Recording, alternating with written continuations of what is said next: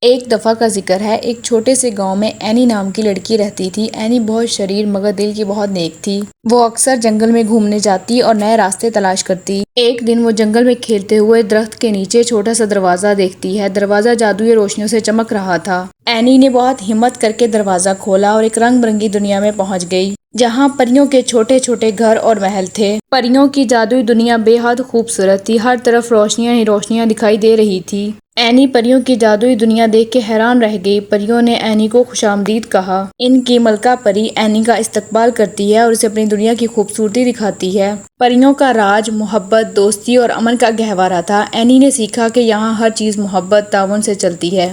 پریوں نے اینی کو جادوئی طاقتوں اور اخلاقیات کے بارے میں بتایا۔ ایک دن ایک جادوگرنی زہرا نے پریوں کی طاقتوں کو چھیننے کا منصوبہ بنایا۔ جادوگرنی زہرا نے جادوئی پتھر چرا لیا جو پریوں کی طاقتوں کا سرچشمہ تھا۔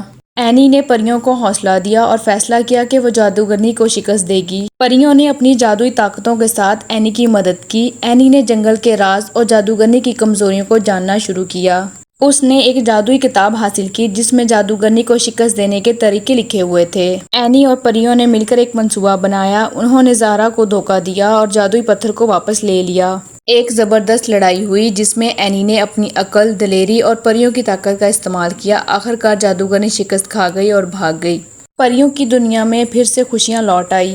پریوں کا راج، محبت، دوستی اور امن سب کچھ پہلے جیسا ہو گیا۔ سب نے مل کے اینی کا شکریہ ادا کیا۔ ملکہ پری نے اینی کو ایک جادوئی گلدستہ دیا جو ہمیشہ نیکی اور محبت کی حفاظت کرتا تھا۔ اینی جادوئی گلدستہ اور پریوں کا بہت سارا پیار لے کے اپنے گاؤں واپس لوٹی۔ اینی نے گاؤں پہنچ کے گاؤں کے لوگوں کو دوستی اور محبت کا سبق دیا۔ اینی کی ہمت کی کہانی پورے علاقے میں مشہور ہو گئی اور لوگ یاد رکھتے تھے کہ سچی طاقت دوستی میں ہوتی ہے۔